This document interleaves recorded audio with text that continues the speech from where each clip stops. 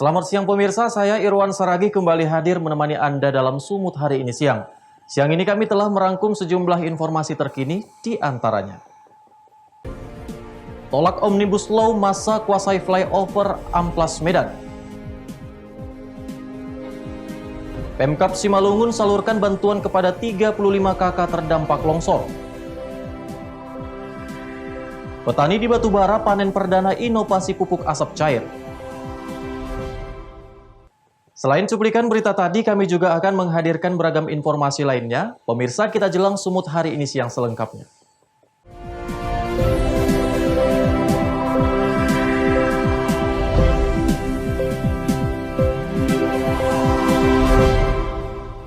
Kita ke informasi pertama, pemirsa. Massa yang menamakan diri Akumulasi Kemarahan Buruh dan Rakyat Sumatera Utara atau Akbar Sumut berunjuk rasa di atas flyover Amplas Medan Kamis siang. Aksi gabungan dari buruh, mahasiswa, dan petani itu menolak rencana pengesahan Undang-Undang Omnibus Law yang kini masih bergulir di DPR RI.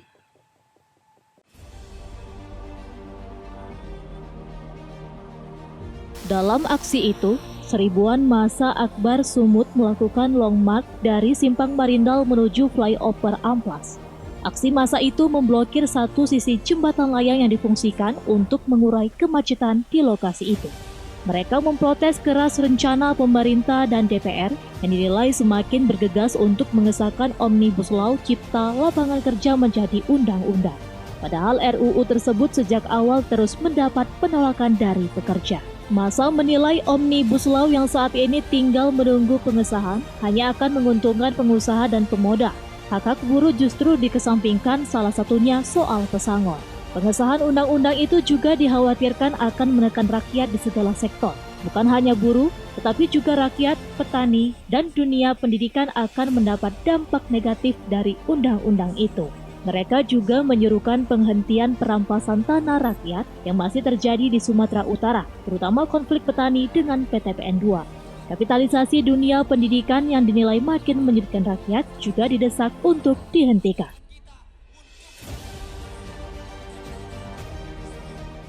Apa yang membuat kita saat ini bersatu untuk turun ke jalan hari ini adalah bahwa kita melihat rancangan Undang-Undang Omnibus Law Cipta Kerja ini, dia tidak hanya akan mengorbankan kelas pekerja yang ada di Indonesia, melainkan dia akan sangat berdampak pada sektor-sektor rakyat yang lainnya, apakah dia petani, nelayan, mahasiswa dan pelajar, perempuan, dan sektor-sektor rakyat yang lainnya. Tentunya bagi kita Omnibus Law Cipta Kerja ini akan sangat merugikan rakyat Indonesia, karena menurut kita Omnibus Law ini sangat bertentangan dengan Undang-Undang Dasar Republik Indonesia tahun 1945 dan hanya bertujuan untuk melindungi kepentingan modal asing untuk semakin merampok kekayaan alam dan menindas rakyat Indonesia.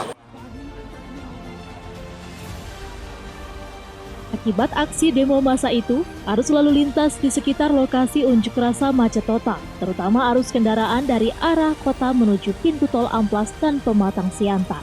Petugas kepolisian terpaksa melakukan buka tutup arus jalan untuk mengurangi kemacetan. Apalagi lokasi unjuk rasa berdekatan dengan Terminal Amplas yang diketahui sebagai salah satu terminal padat di Medan.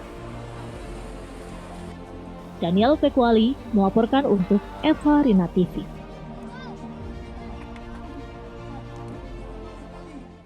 Sementara itu pemirsa, puluhan mahasiswa Kota Pematang Siantar juga berunjuk rasa menolak menuntut dibatalkannya rancangan Undang-Undang Omnibus Law Cipta Lapangan Kerja di gedung DPRD Kota Pematang Siantar.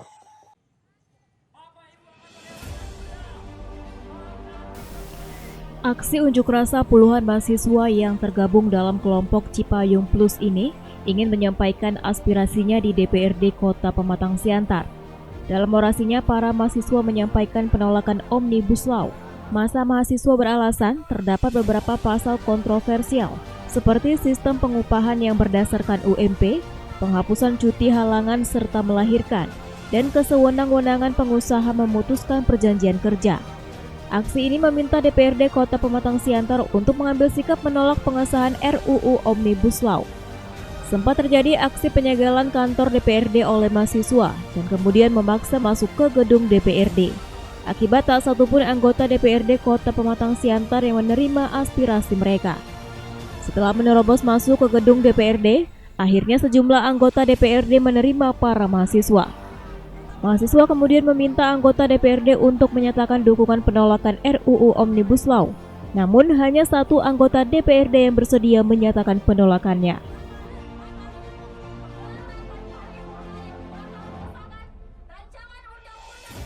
Tadi kami lakukan penyegelan dari Cipayung Plus Kota Siantar karena kami menganggap terlalu lama anggota DPRD-nya menjumpai kami, para mahasiswa. Sementara kami datang dengan niatan baik untuk menyampaikan aspirasi kami dari Cipayung Plus Kota Siantar bagaimana terkait dengan analisa kami Omnibus Law ini tidak berpihak pada rakyat. Tapi terlalu lama dan bertele-tele akhirnya kami segel gedung itu karena kami menganggap gedung DPRD ini adalah milik rakyat, tidak milik mereka yang tidak berpihak pada rakyat. Ada dari 30 anggota dewan yang ada di Siantar ini, hanya satu orang yang berani tanda tangan. Usai aspirasinya diterima anggota DPRD, aksi massa mahasiswa kemudian memubarkan diri dengan tertib. Jo Ambarita melaporkan untuk Eva Rina TV.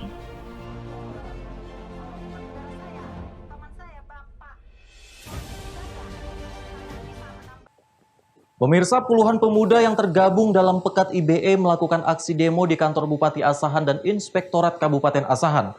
Pendemo meminta agar Bupati segera memberikan sanksi pemberhentian sebagai ASN atas tindakan asusila keduanya pada Juni 2020 lalu. Puluhan gerakan pemuda yang tergabung dalam Pekat IBE ini terlibat aksi dorong saat akan melakukan aksi demo di kantor Bupati Asahan Kamis siang. Pendemo kesal Bupati yang mereka cari tidak menemui mereka. Dalam aksinya, puluhan pemuda menuntut kepada Bupati Asahan agar memberikan disiplin berat terhadap 2 orang ASN yang berbuat mesum saat keracunan di dalam mobil pada Juni 2020 lalu. Pasalnya, hingga kini kedua ASN yang bertugas di Dinas Pendidikan Asahan tersebut masih aktif. Selain itu, perbuatan amoral yang dilakukan ASN telah mencoreng visi misi Kabupaten Asahan yang religius, sehat, cerdas, dan mandiri. Kami dari GM Pekat IBE Kabupaten Asahan hari ini turun ke jalan mempertanyakan kepada Pemkab Asahan bagaimana menyikapi persoalan 2 oknum ASN yang ketahuan mesum pada tanggal 4 Juli 2020 lalu. Karena kami pertanyakan pada hari ini, kenapa mereka masih difungsikan? Kenapa tidak dipecat sebagai ASN? Karena kami nilai mereka telah melanggar undang-undang dan merusak marwah religius, sehat, cerdas, dan mandiri, Bang. Menanggapi aksi pemuda, Sekretaris Inspektorat Asahan Ruslan telah memeriksa kedua ASN dan telah mengajukan rekomendasi kepada Bupati Asahan untuk memberikan sanksi disiplin berat. Hasilnya tadi sudah kita sampaikan rekomendasinya ke Bupati untuk dijatuhi hukuman disiplin tingkat berat. Disiplin tingkat berat itu seperti apa, Pak? Kalau hukuman tingkat berat itu berdasarkan PP 53 2010, yang pertama penurunan pangkat setingkat lebih rendah selama 3 tahun. Pertama, pembebasan dari jabatan. Kedua, penurunan pangkat setingkat lebih rendah selama 3 tahun. Kemudian yang ketiga, pemberhentian dengan hormat tidak atas permintaan sendiri. Baru yang keempat, pemberhentian tidak dengan hormat. Itu jenjang dari hukuman disiplin tingkat beratnya. Sebelum membubarkan diri, puluhan pemuda ancam akan melakukan aksi menginap di kantor Bupati Asahan hingga permintaan mereka terpenuhi. Taufik melaporkan untuk Eva Rina TV. Pemkab Simalungun salurkan bantuan kepada 35 kakak terdampak longsor. Beritanya akan hadir sesaat lagi.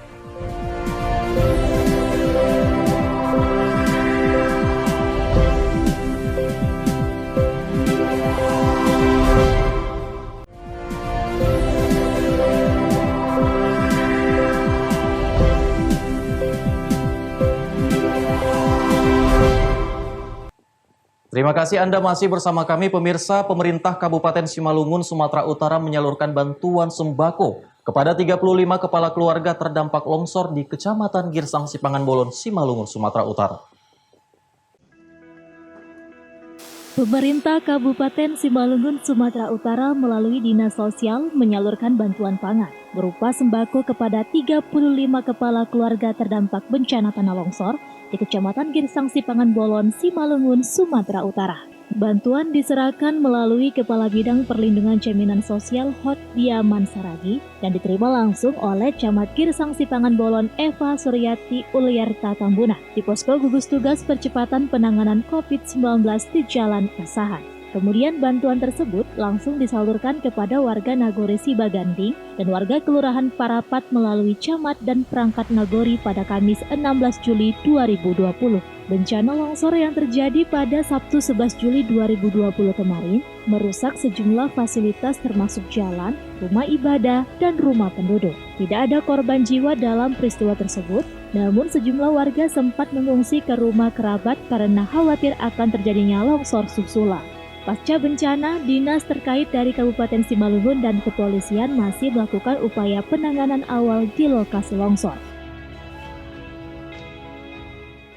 Kejadian longsor yang ada di Kecamatan Girsang Sipangan Bolon yang terletak di Sualan, Nagori Sibaganding, yang pada hari Sabtu tanggal 11 Juli,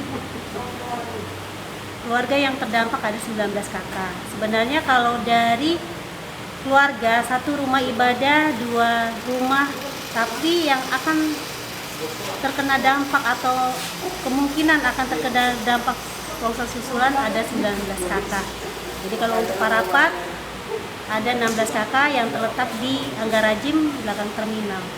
Oke, jadi totalnya ada berapa semua yang menerima bantuan? 35 kakak.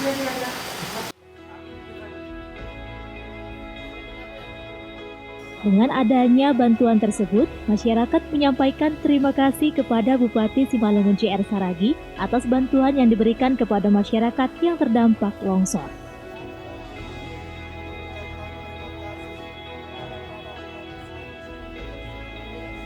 Dosi Simarmata melaporkan untuk Eva Rina TV. Kita beralih ke informasi lainnya, pemirsa. Menjelang Pilkada, 8 kecamatan dari 52 desa KPU Kabupaten Pakpak Barat melakukan bimbingan teknis terhadap panitia pemutakhiran data pemilih. Bimbingan teknis terhadap panitia pemutakhiran data pemilih dilakukan di 8 kecamatan Kabupaten Pakpak Barat. Ada 109 orang panitia pemutakhiran data pemilih ikut serta bimbingan kali ini. Bimbingan teknis ini dilaksanakan selama 3 hari. Para peserta juga mengikuti protokol kesehatan seperti memakai masker dan menjaga jarak untuk mengantisipasi penyebaran corona. Bukan hanya itu, bimbingan teknis kali ini dipantau langsung Ketua Komisi Pemilihan Umum Basra Munte, Ketua PPK, dan seluruh anggota pengawas lapangan tingkat desa. Ketua Komisi Pemilihan Umum Basra Munte mengatakan, para panitia mulai terjun ke lapangan untuk memuktakhirkan data mulai 15 Juli. Para panitia melakukan pemuktakhiran data ini mengunjungi warga secara door-to-door agar data pemilih sesuai dengan jumlah penduduk. Proses pemutakhiran data pemilih, agenda kita selanjutnya yang sekarang intinya ini kan bimbing PPDB. Pertama, sebelum kita terjunkan ke lapangan melakukan pencocokan dan pencoklitan, kita harus bimbing dulu kita penguatan kapasitas tentang pemahaman cara melaksanakan pencocokan dan pencoklitan tersebut.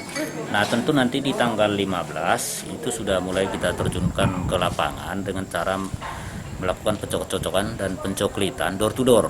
Tentu kita lengkapi dengan protokol kesehatan. Jadi intinya di sini kita hanya meningkatkan kapasitas dari petugas PPDB kita itu sebenarnya kalau agenda kita di sekarang. Karena rentang waktu di proses seleksi itu sebelum kita terjunkan 2 termasuk peningkatan kapasitas atau BIMTEK. Setelah Februari kita tetapkan itu SK-nya juga sudah kita sampaikan. Petro Citra Cibro melaporkan untuk Eva Rina TV. Sementara itu, pemirsa, kasus positif COVID-19 di Kota Tebing Tinggi, Sumatera Utara bertambah menjadi 10 kasus. Untuk mengantisipasi penyebaran COVID-19, Dinas Kesehatan Kota Tebing Tinggi melakukan tracing keluarga pasien.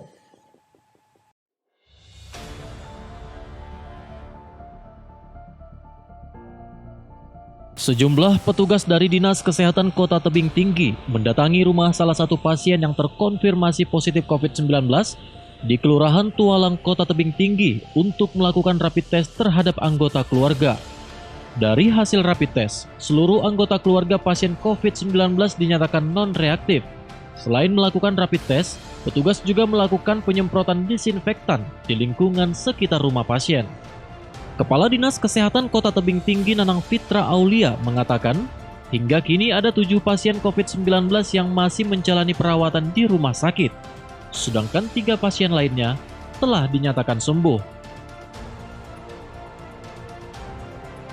Ada salah satu rekan medis kita yang saat ini terpapar COVID-19 dan sudah dirawat di salah satu rumah sakit rujukan penanganan COVID-19 yang ada di Medan. Untuk keluarganya, Dok? Keluarganya saat ini sedang berada di Medan dan sudah kami konfirmasi dengan Provinsi Sumatera Utara untuk dilakukan uji rapid test. Namun untuk keluarganya yang ada di sini, baik pembantu dan rumah, kita sudah lakukan disinfektan untuk hal itu. Nanang juga menghimbau seluruh warga Kota Tebing Tinggi agar tetap menjalankan protokol kesehatan untuk memutus mata rantai penyebaran COVID-19. Alex Garingging melaporkan untuk Evarina TV. Pemirsa, Sumut hari ini akan kembali dengan informasi menarik lainnya. Tetaplah bersama kami.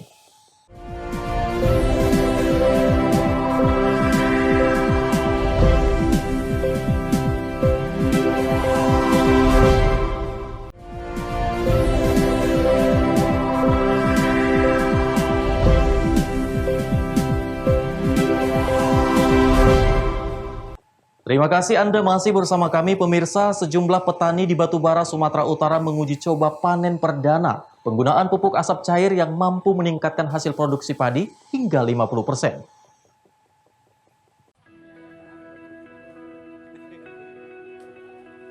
Panen perdana padi hasil uji coba penggunaan pupuk asap cair digelar di Desa Tanjung Muda, Kecamatan Air Putih, Batubara. Panen perdana ini dihadiri Bupati Batubara, Kapolres Batubara, Direktur Utama PT Kawasan Industri Medan, dan sejumlah pejabat lainnya. Bupati Batubara Zahir mengatakan, penggunaan pupuk asap cair ini merupakan inovasi di bidang pertanian dan baru pertama kali diterapkan di Batubara. Menurut Zahir, hasil penggunaan pupuk asap cair ini dapat meningkatkan hasil panen padi dari biasanya 4 ton per hektar menjadi 6 ton per hektar. Pupuk asap cair sendiri dibuat dari asap yang dicairkan saat pembuatan arang kayu. Penggunaan pupuk asap cair dengan cara disemprotkan melalui daun sebanyak 10 kali selama musim tanam. Dalam 1 hektar tanaman padi dibutuhkan 100 liter pupuk asap cair.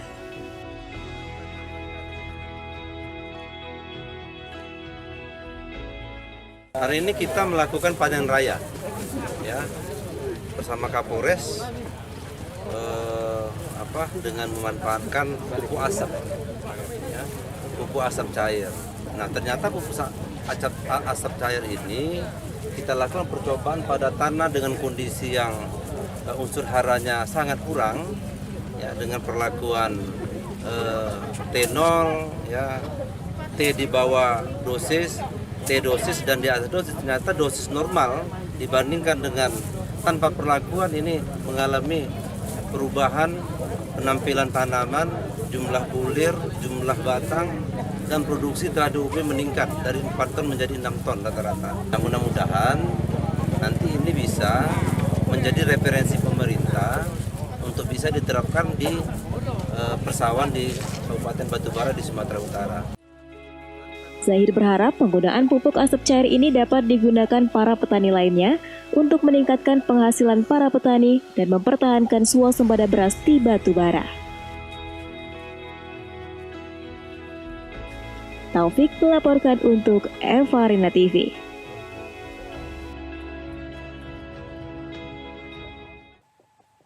Sementara itu, Bupati Simalungun JR Saragih turun langsung ke lapangan menutup lubang di jalan lintas provinsi, tepatnya di Simpang Sigodang, Kecamatan Pane, Kabupaten Simalungun, Sumatera Utara.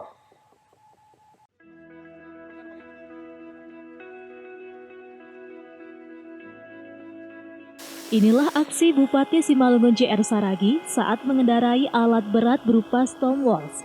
Alat berat ini dioperasikan untuk menutup jalan yang rusak parah, tepatnya di Jalan Besar Saribudolok, Simpang Sigodang, Kecamatan Pane, Kabupaten Simalungun, Sumatera Utara. Hal ini juga untuk menjawab dari keluhan masyarakat terkait jalan provinsi yang kian hari semakin rusak. Dalam kesempatan ini, JR Saragih turun tangan langsung mengendarai alat berat untuk menggilas batu agar rata dengan jalan. Pemandangan yang tak biasa tersebut membuat pengendara yang melintas di lokasi mengabadikan momen tersebut dengan kamera handphonenya. Seperti terlihat di lokasi, kerusakan jalan tersebut sudah mencapai 80%. Mengingat pandemi COVID-19 yang terjadi saat ini, anggaran untuk perbaikan jalan direfocusing untuk penanganan COVID-19, sehingga anggaran untuk perbaikan jalan ditargetkan tahun depan. Tentunya sikap gotong royong antara pemerintah dan masyarakat sangat diperlukan. Dalam kegiatan ini untuk menghindari kemacetan, maka pengaturan lalu lintas pun dilakukan dengan sistem buka tutup. Dan untuk sementara, jalan provinsi yang rusak parah ini ditimbun dengan batu padas agar tidak mengganggu dan membahayakan pengendara yang melintas dari lokasi tersebut. Penta News Sembiring melaporkan untuk Eva Rina TV. Pemirsa, informasi tadi sekaligus mengakhiri pertemuan kita dalam Sumut hari ini siang. Saya Irwan Saragih mewakili kerabat kerja yang bertugas pamit undur diri dari hadapan Anda. Terima kasih atas kebersamaannya dan sampai jumpa.